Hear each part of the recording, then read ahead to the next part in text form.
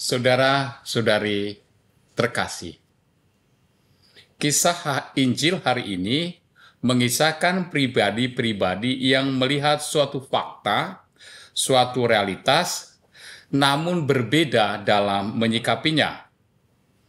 Realitas yang tersajikan adalah batu penutup kubur Yesus sudah tidak di tempatnya, sudah tidak ada lagi. Di dalam kubur, kain kafan yang sebelumnya dikenakan pada jenazah Yesus kini terletak di tanah. Kain peluh yang pada saat pemakaman Yesus diletakkan di kepala Yesus sekarang sudah tergulung dan terletak di samping kain kafan. Dengan kata lain, jenazah Yesus tidak ditemukan dan kain kafan serta kain peluh ada dalam kubur dan letaknya sudah tertata sedemikian rupa. Melihat realitas-realitas ini, Santa Maria Magdalena berpikir secara singkat, jenazah Yesus diambil orang dari kubur.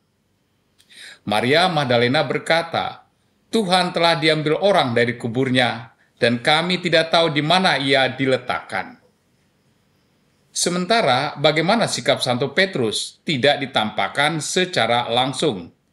Namun bisa dikatakan belum sampai percaya bahwa Yesus bangkit.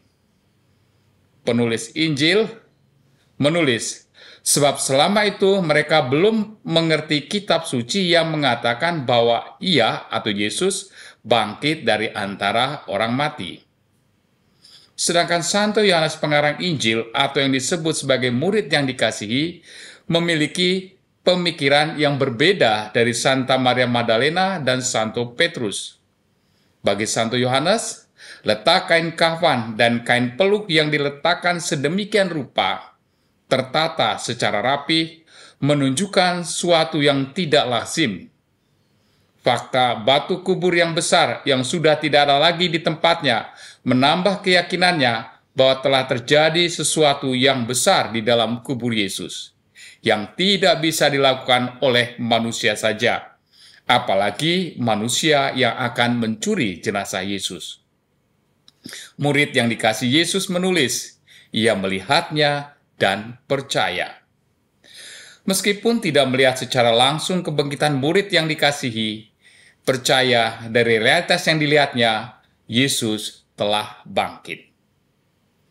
Sikap yang berbeda-beda dalam melihat peristiwa awal kebangkitan Yesus pada dasarnya adalah juga sikap kita dalam melihat, menilai, dan merenungkan peristiwa hidup dalam keseharian. Apa yang kita lihat, apa yang kita alami, bisa saja kita nilai melulu sebagai peristiwa-peristiwa biasa yang memang bisa diterima akal budi. Namun bisa juga peristiwa itu mau dimaknai lebih dalam, namun masih belum yakin apakah ini memang melulu peristiwa alam biasa atau ada campur tangan ilahi. Sementara itu, bisa juga peristiwa yang dialami dimaknai sebagai hal yang memang bisa diterima akal budi, namun dengan terang iman, apa yang masuk akal budi ini sebagai bagian yang tidak terpisahkan sebagai campur tangan yang ilahi. Apa yang terjadi tidak bisa dilepaskan demikian saja tanpa melibatkan Allah.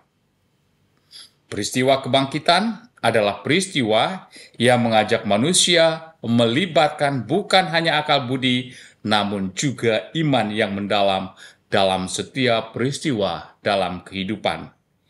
Iman menerangi akal budi. Itulah yang hendaknya menjadi pedoman sebagai umat beriman. Tuhan memberkati.